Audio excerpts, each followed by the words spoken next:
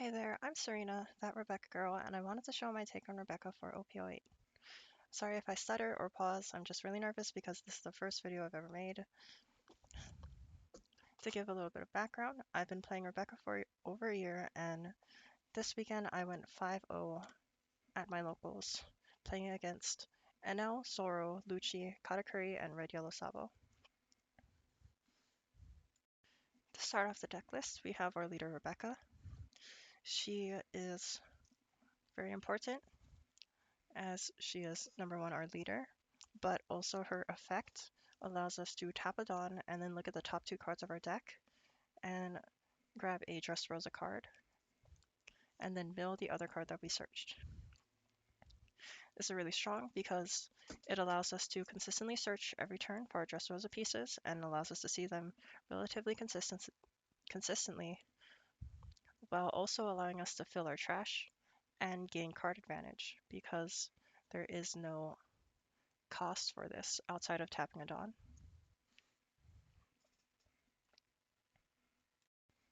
Next off, we have our Rebecca Searcher. We run 4 of this because a lot of the Dressrosa engine is very powerful, and this just allows us to see them even more consistently.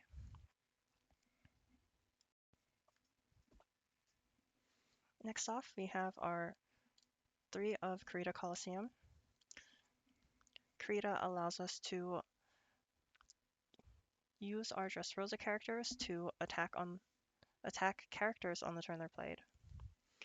This allows us to force cards out of our opponent's hand by just swinging into characters, or we gain tempo because all our bodies on play turn into free removal.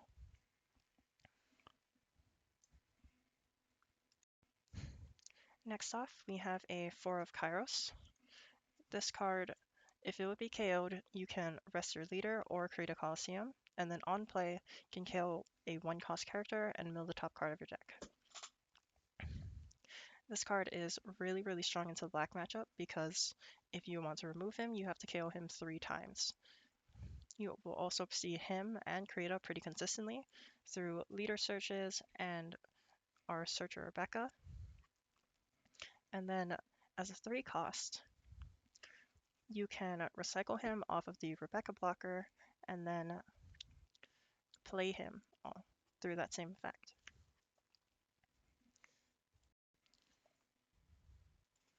Next off, we have a 3 of Jack. Jack on the field gains +4 cost, and then activate main, you can rest him, draw a card and trash a card, and then KO 3 cost. Having free removal on the field without having to commit any Dawn is really strong. Because he's an 11 cost, he's really sticky. He is really hard to remove, and he forces your opponent to expend a lot more resources to remove him than they normally would. On top of that, he is also a filter. So if you ever have cards in your hand that you want to trash or you want to dig for other cards, he is really strong at that. Also, being a 7 cost, unlike other black and blue high end, he is able to be recycled off Rebecca, which allows you to see him a lot more consistently because you don't need to hard draw him, and instead you can just grab him from the trash. I only run 3 because normally you won't need more than that, and most of the time if you run more than 3, you'll see more than 2 in your hand, more than 1 or 2 in your hand, which becomes really bricky, especially in the early game.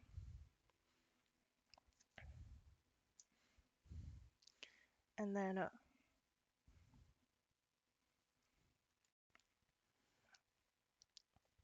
next up, we have 3 Luffy and 2 King Kong.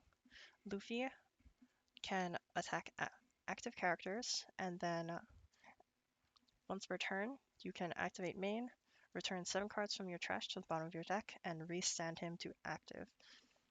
King Kong gives one of your Dressrosa characters plus 6k, and then if you have 50 15 or more cards in trash, you can also give it double attack. Now I'm putting these together because they go hand in hand. Luffy plus King Kong on 10 Dawn is really strong because you just get to attack 2 characters for 13k power. A lot of people, if they don't have blockers, will not counter out of that because at worst, that's probably like 4 cards out of hand, and most people will not be able to afford pitching that much counter. I like this combo because despite it being a 2-card combo, you can find it really easily off your leader and your Rebecca searchers. And Luffy is also recurable off of trash. Luffy also allows you to clear decks that want to go wide with small bodies because you get to attack twice with a 7k character. And if you attack twice 7k into a 5k, most people are not going to protect that. They're just going to let it go. And now you have Luffy set up for any following turns, and you remove 2 things on board.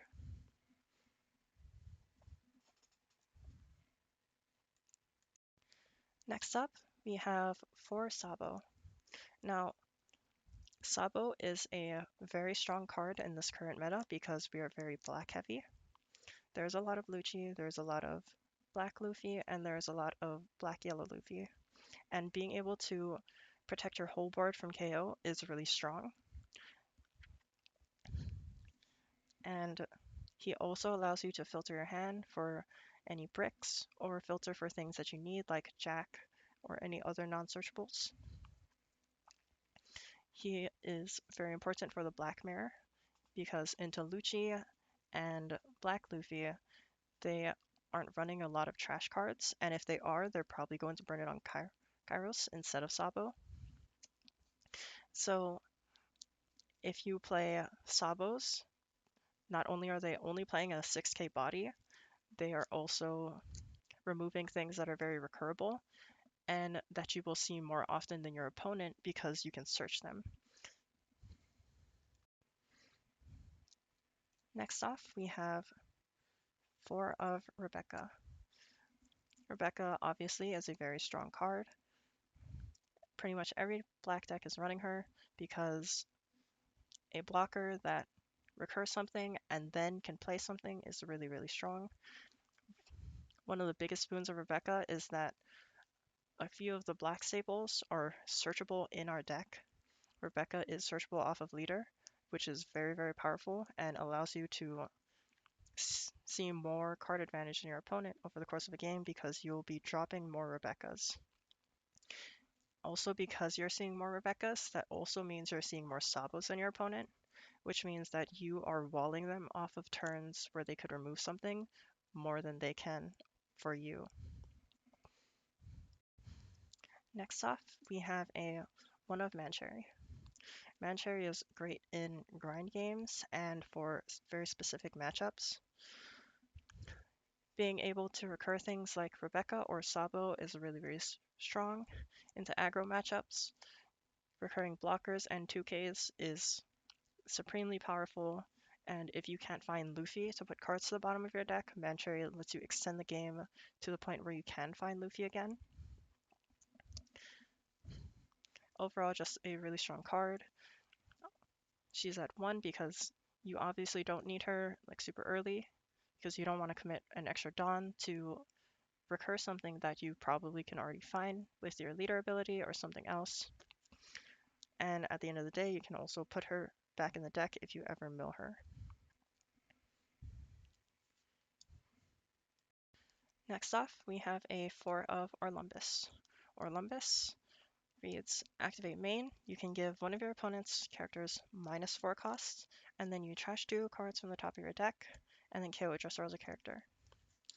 This is very, very powerful because he is essentially Kuzan, except you can use him on the turn you play him, and he doesn't need to attack, which means your opponent can't also attack into the Orlumbus, which gives him an extra layer of protection into decks that don't have removal.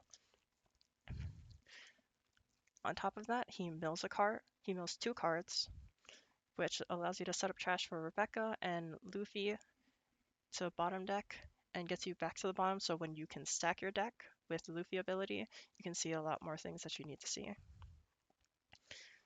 Not only that, but he is also a 1k, which means that, like, opposite to Kuzan, he is still very usable in hand because you can always pitch extra copies for counter, and you can still recur him off of things like Mancherry and Rebecca. Next, we have a one of Hajruden. He pretty much does the same thing as Orlumbus, but he's just a bigger body. So some decks have harder times removing him, and he is also a 7k, so if you do decide to swing with him, he is also harder to remove.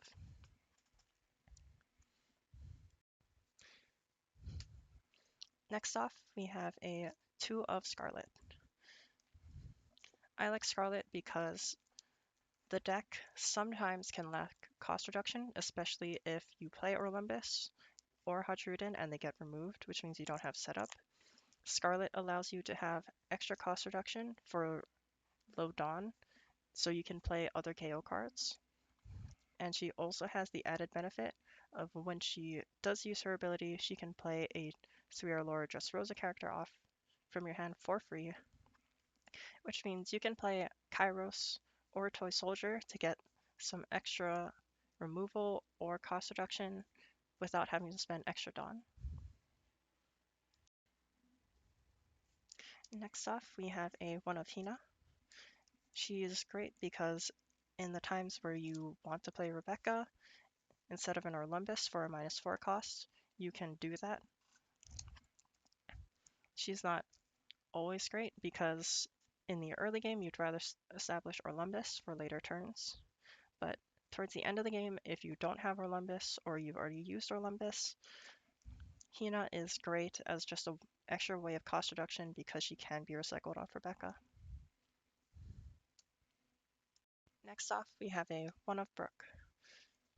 He is another form of removal early because you won't always see Kairos in hand despite all your searches. So you can also grab Brook off Rebecca while also establishing a body that your opponent needs to respond to. Because if he sticks, you get another free removal on the next turn.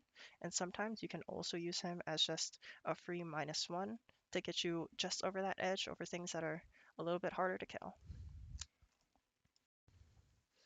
Next off, we have a one of Patchwork. Patchwork is great because it is a searchable card. Yes, it is -3 cost for 1 Dawn, which is weaker than Ice Age, which is -5, but there are a lot of times which you need a little bit extra cost reduction, or you need cost reduction that is a little bit lower, so you can't play things like Scarlet. And Patchwork comes in handy. It doesn't happen super often, so you don't need to play more, and you don't also want to brick on it because it is non-counter. But as a one-of, it is there, and you will probably see it when you need to in the matchups that you need to. Next, we have a 2 of Raging Tiger. Raging Tiger is just a really strong card into Moria because if you combine it with other cost reduction like a setup Orlumbus or a Scarlet, Patchwork, or Toy Soldier, you can bottom deck the Moria on top of the extra card that they played, which allows you to retain some tempo if you don't have any other plays that turn. It also helps you in the Black Yellow Luffy matchup because bottom decking their stuff is really good, but most of the time you do have Luffy to get around any stopper protection anyways. So you don't really need to see this outside of the Lucci matchup. Onto the 2Ks. We have for Toy Soldier. Toy Soldier is just a really strong card. Activate main, give -3 for 2 Dawn is really good. It's like if Helmeppa was a 2K. And because you can play it off of things like Scarlet, you essentially get to go -5 cost with 2 Dawn, which is really good, especially since both of them are counter. So even if you don't need to do that, you can still pitch them if you don't need them.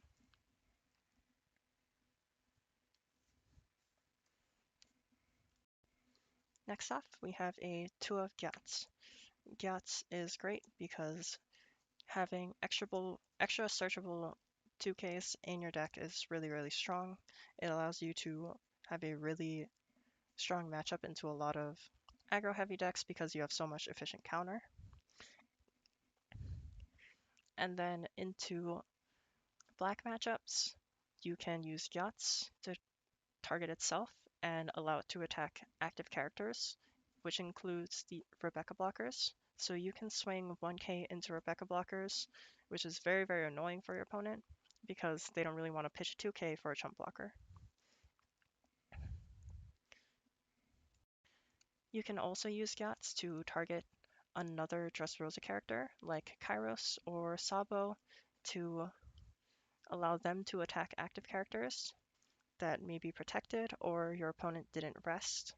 So if, for example, your opponent played a Jack and you have no other plays, you have the option to just play Gyatts and swing really big into it, which is also really annoying for your opponent.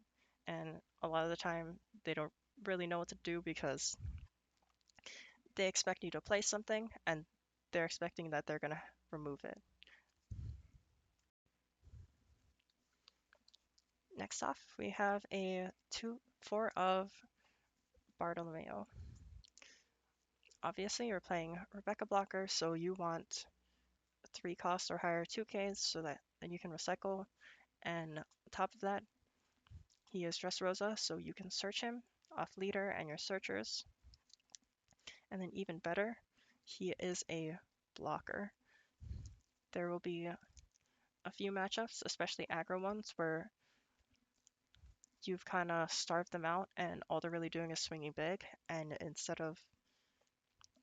if you run out of Rebecca blockers, you can just drop Bardos instead to just block things out.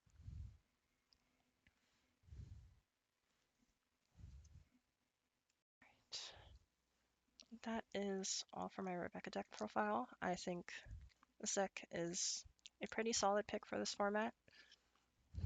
This list is built a little bit more to beat Black and Lucci because it is such a high represented deck and my locals is currently filled with them. So I need to have a game plan to beat them.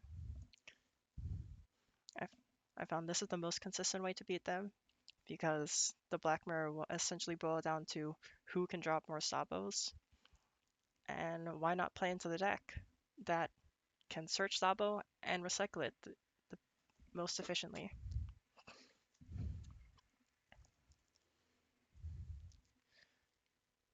It also deals really well with aggro. You run 12 blockers, which makes your opponent feel really bad if they want to swing big on top of 10 2Ks.